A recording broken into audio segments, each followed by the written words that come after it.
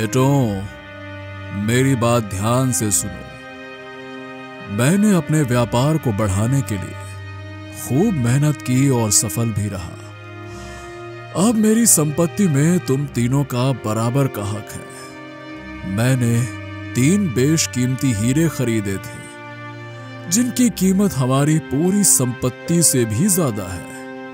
हमारे पास जो भी संपत्ति है बेटा, वो एक तरफ और ये तीनों हीरे एक तरफ। तुम तीनों भाई एक एक हीरा अपने पास रख लेना, ठीक है?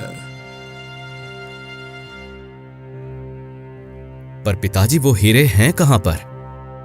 बेटा, वो हीरे अंदर वाली अलमारी में एक डिब्बे में रखे हैं। बेटा, एक बात ध्यान से सुनो।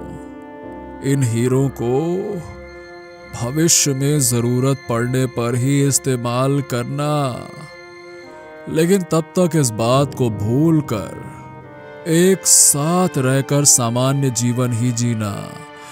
ध्यान रहे बेटा, लालच बिल्कुल बिल्कुल मत करना मेरे बच्चों, बिल्कुल मत करना। इतना कहने के फौरन बाद ही सुंदरलाल की मृत्यु हो गई।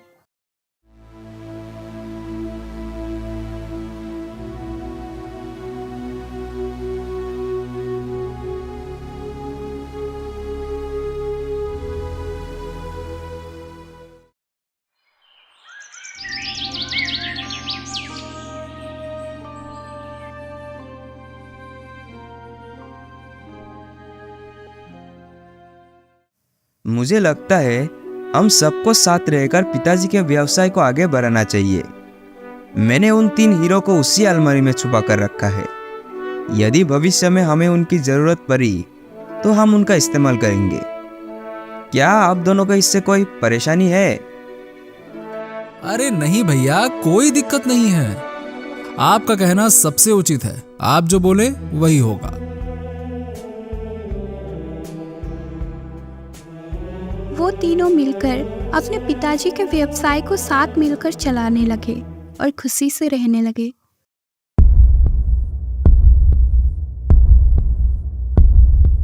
पर एक दिन चेतन चिंतित होकर घर पर आया। उसे परेशान देखकर रतन ने पूछा, क्या हुआ भैया, आप परेशान क्यों लग रहे हो? मुसीबत आ गई है भाई। हमारा माल ढोने वाला जहाज समुद्र में डूब गया है। हमारा बहुत बड़ा नुकसान हो गया है। अगर हमें कच्चा माल खरीदना है तो काफी पैसों की जरूरत होगी। क्यों परेशान हो रहे हो चेतन भैया? ऐसी मुश्किल के लिए ही तो हमारे पास हीरे पड़े हैं ना। हम उन्हें अपने निवेश के रूप में इस्तेमाल करेंगे। तुम क्या सोचते हो रोहन? हाँ भाई, हम उन हीरों का उपयोग करेंगे। बस हमें घबराने की क्या जरूरत है भैया, हैं?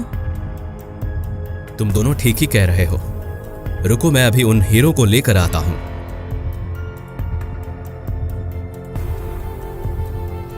चेतन अलमारी से हीरे वाला डिब्बा निकालकर ले आया और फिर उसने उसे अपने भाइयों के सामने खोला, लेकिन डिब्बे में सिर्फ 2 ही हीरा मिला। ये देखकर वो सभी हैरान हो गए।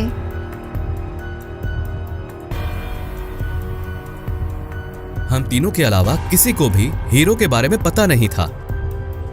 भैया, क्या आप हम दोनों पर शक कर रहे हैं? समझ नहीं आ रहा कि हमसे चूक कहां पर हुई है। चोर हम तीनों में से एक है, लेकिन हम एक दूसरे को दोष नहीं दे सकते। लेकिन हाँ, इस समस्या को सुलझाने का एक उपाय मेरे पास है। कैसा उपाय है भैया? सुनो, हमें से जिसने भी हीरा लिया है, हो सकता है वो अभी तो नहीं मानेगा, लेकिन एक दिन का समय लेते हैं। जिसने भी हीरा लिया है वो कल सुबह तक उसे वापस इस डिब्बे में रख दे, ठीक है?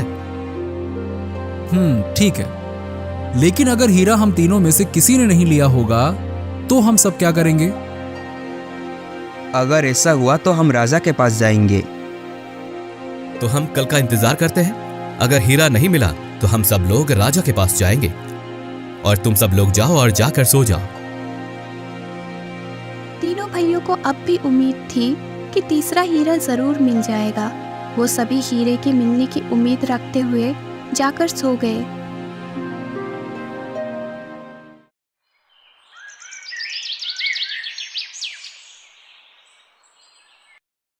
अगले दिन चेतन ने जाकर डिब्बे को खोलकर देखा, पर उस डिब्बे में सिर्फ 2 ही हीरे मिले। अरे इसमें तो अभी भी सिर्फ 2 ही हीरे हैं, यानी गुनहगार अपना गुनाह कबूल करने से कतरा रहा है। अरे अब हम क्या करें भैया? अब हम राजा के पास जाएंगे और उन्हें अपनी समस्या बताएंगे। ठीक है भाइयों, तो चलो राजा के पास। तीनों भाइयों को एक दूसरे पर संदेह था, लेकिन उन्होंने अपना संदेह को एक दूसरे के सामने प्रकट नहीं किया। वो लोग राजा के दरबार की तरफ निकल पड़े और राजा के सामने पेश होकर उन्होंने अपने हीरे के गुम हो जाने की समस्या रखी। राजा उग्रसेन ने उन लोगों से कहा, मैं आपकी बात समझ गया। आप तीनों सगे भाई हो और आप तीनों के अलावा और कोई भी नहीं रहता है। ये एक बड़ी ही मुश्किल स्थिति है। मुझे जांच के लिए थोड़ा समय चाहिए। जब मुझे दोषी मिल जाएगा तो मैं आप लोगों को बता दूंगा। तब तक आप लोग इंतजार कीजिए, मैं जल्द ही फैसला सुनाऊंगा। ठीक है? धन्यवाद राजा जी, हम आपके संदेश का इंतजार करेंगे। और वो तीनों दरबार से चले गए। राजा के मंत्री को इस समस्या को सुलझाने का एक उपाय मिला, इसीलिए कुछ सोचकर मंत्री ने राजा उग्रसेन से कहा, महाराज, मुझे पता है कि आप सोच रहे होंगे कि उन तीनों में से अपराधी कौन है। मुझे तो वो तीनों ही निर्दोष लगे। अब सवाल यह है कि आखिरकार चोर कौन हो सकता है? क्या उनके घर में कोई बाहर से घुसा होगा? मंत्री जी, इस समस्या के बारे में आप क्या सोचते हैं? मुझे आप अपनी राय बताइए। महाराज, मुझे उनके घर जाने की आज्ञा दीजिए। मैं वहां जाकर समझ पाऊंगा कि आखिर समस्या कैसे उत्पन्न हुई और असल में क्या हुआ था। हाँ हाँ बिल्कुल, आप उनके घर जाइए, इससे मुझे बहुत मदद मिलेगी। जाइए। जो आज्ञा महाराज, मैं अभी उनके घर जाता हूं। और मंत्री जी उन तीनों भाइयों से मिलने के लिए उनके घर गए। मंत्री जी को घर में आया देखकर वो तीनों चौंक गए, लेकिन अपने आश्चर्य को छुपाते हुए और अपने आप को संभालते हुए उन्होंने मंत्री जी का स्वागत किया। कुछ देर बाद सबसे बड़ा भाई चेतन ने मंत्री जी से पूछा, मंत्री जी, आपके यहाँ पर अचानक आने का कारण क्या है? महाराज की आज्ञा से मैं आप तीनों से पूछताछ करने के लिए आया हूँ, लेकिन फिलहाल तो मुझे बहुत भूख लगी है। क्या आप तीनों मेरे लिए भोजन का इंतजाम कर सकते हैं? बिल्कुल महोदय, आप आराम कर लीजिए, हम अभी भोजन का इंतजाम करते हैं। स्वादिष्ट भोजन का इंतजाम किया गया और मंत्री जी ने खूब चखकर स्वादिष्ट भोजन का स्वाद उठाया। इसके बाद तीनों भाई बड़े ही उत्साह होकर मंत्री जी क्या कहने वाले हैं ये सोचने लगे।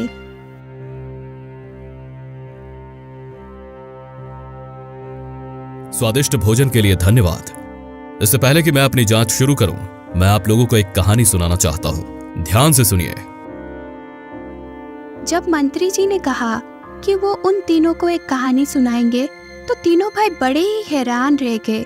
उन्हें मंत्री जी का इरादा समझ नहीं आ रहा था, क्योंकि वो तो यहाँ पर समस्या की जांच करने वाले थे और अब वो कहानी सुनाने की बात कर रहे थे। और फिर तीनों भाई बड़े ही ध्यान से कहानी सुनने लगे और मंत्री जी ने कहानी सुनाना शुरू किया।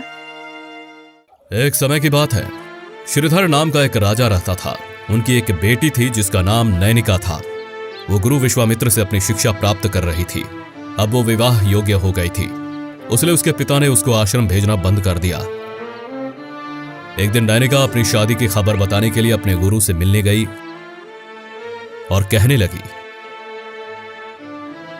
प्रणाम गुरुदेव, इतने वर्षों तक आपने मुझे जो शिक्षा दी उसके लिए मैं आपकी आभारी हूँ।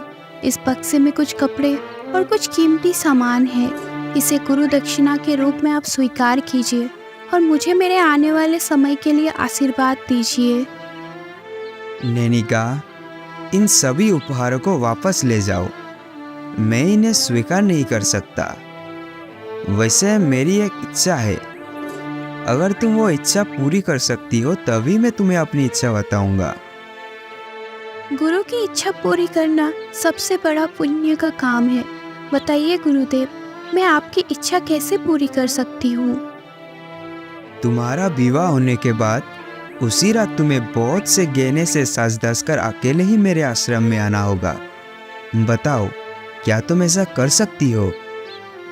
नैनिका को अपने गुरु की इच्छा सुनकर बहुत आश्चर्य हुआ, लेकिन उसने वचन दिया था, इसीलिए वो सहमत हो गई और कहने लगी, गुरुजी, मैं आपकी इच्छा को सुनकर थोड़ी सी उलझन में पड़ गई हूँ, लेकिन फिर भी मैं अपने वचन पर कायम रहूंगी और आप जो कहेंगे मैं वो करूंगी। अब आप मुझे जाने की आज्ञा दीजिए। नैनिका, अब तुम जा सकती हो। नैनिका ने अपने गुरु से विदा ली और कुछ ही महीनों के बाद उसकी शादी नालंदा के राजा विजय से हो गई। शादी की रात नैनिका ने अपने पति से अपने गुरु की इच्छा के बारे में बताया। उसकी बातें सुनकर उसके पति ने नैनिका से कहा, नैनिका, गुरु भगवान के समान होते हैं। मुझे लगता है कि उनकी इच्छा के पीछे कोई ना कोई कारण जरूर होगा। तुम जरूर जाओ और उनसे मिलो। मैं आपके जैसे पति पाकर धन्य हो गई, जो एक पल भी बिना कुछ सोचे समझे और शंका किए मुझे गुरुदेव से मिलने जाने देने के लिए तैयार हो गए। मैं जाकर अपने गुरुजी से जरूर मिलूंगी और उन्हें दिया हुआ वचन में जरूर पूरा करूंगी। यही उनकी गुरु दक्षिणा है। नैनिका ने खुद को गहनों से सजाया और पति की आज्ञा लेकर अपने गुरु से मिलने चल पड़ी।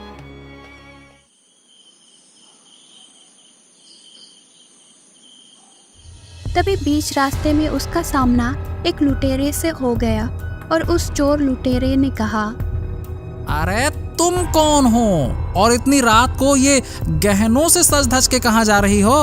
आहा, बड़ी बहादुर हो तुम।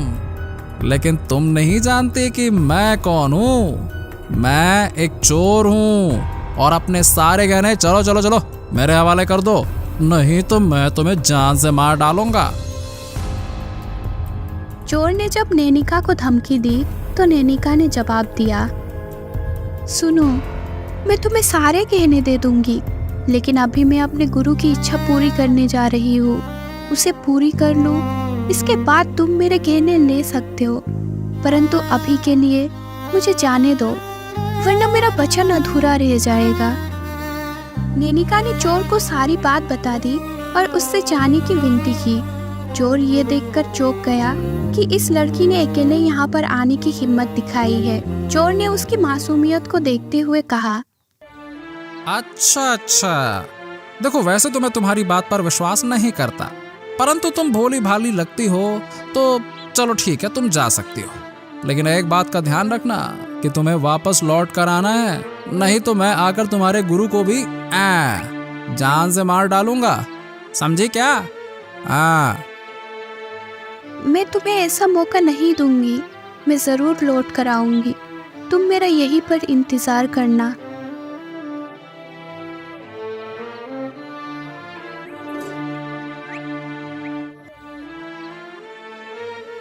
नैनिका अपने गुरु से मिलने पहुंची।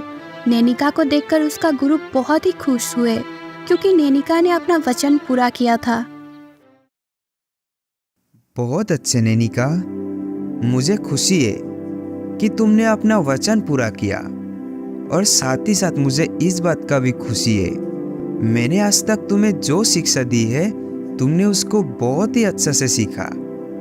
तुमने मेरी इच्छा पूरी की, ये जानते हुए कि इस समय अंधेरे में आना खतरनाक है, फिर भी तुम आई। तुम बहुत ही बहादुर और विश्वासी हो। मैंने सिर्फ तुम्हें तुम्हारी योग्यता की परीक्षा लेने के लिए ही बुलाया था। तुम मेरी परीक्षा में उत्तीर्ण हुई। नैनिका ने खुशी खुशी अपना गुरु का आशीर्वाद लिया उसके बाद वो जंगल की तरफ आगे बढ़ने लगी। जैसे कि उसने वादा किया था, वो चोर के पास वापस आई। चोर उसकी वहीं पर राह देख रहा था। नैनिका की ईमानदारी को देखकर वो चौंक गया और नैनिका ने उससे कहा, मैं अपने वचन के अनुसार वापस आ गई हूँ। अब ये सारे गहने तुम्हारे हैं। चोर को अपने व्यवहार के लिए बड़ा ही पश्चाताप हुआ। उसने नैनिका के आत्मविश्वास और ईमानदारी को देखकर आत्मसमर्पण कर दिया। सुनो, मुझे माफ कर दो। तुम्हारी मासूमियत ने मुझे मेरी बेटी की याद दिला दी। तुमने अपने वचन का पालन किया और अपने गहने मुझे देने आ गई। मुझे खुद पर शर्म आ रही है। अब मैं लोगों को लूटना छोड़ दूंगा। बस मुझे मिल गया मेरा सबक। अब तुम जा सकती हो। मैं तुम्हें परेशान नहीं करूंगा। जाओ। उसके बाद नैनिका महल में लौट आई और उसने अपने पति को सब कुछ बताया कि कैसे गुरु ने उसकी परीक्षा ली, और उसके बाद वो अपना जीवन सुखपूर्वक बिताने लगे।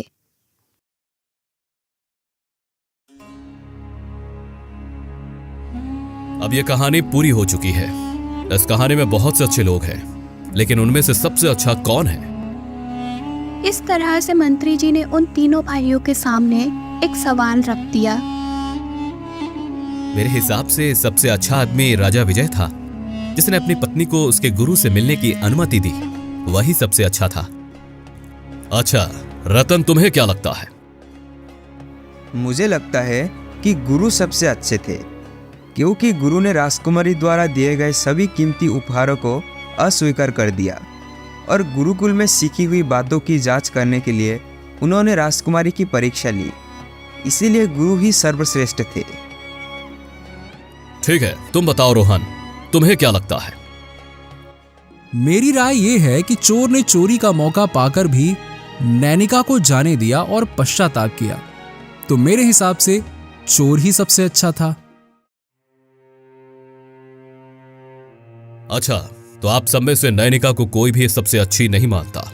उसने तो सारे अच्छे कर्म किए और अपने अच्छे व्यवहार से उसने अपने पति, गुरु और चोर को भी सुधार दिया और परिस्थिति को संभाल लिया। ठीक है, अब मैं चलता हूं। आप तो यहां पर हीरे के चोर के बारे में पता लगाने आए थे, पर आप तो हमें कहानी सुनाकर जा रहे हैं। हाँ, आया तो मैं उसी के लिए था, लेकिन फैसला राज दरबार में सुनाया जाएगा। ये कहकर मंत्री जी वहां से चले गए। तीनों भाइयों को ये समझ में नहीं आ रहा था कि मंत्री जी वहां पर आए क्यों थे, और आखिरकार उन्होंने चोर को किस तरह से पहचान लिया।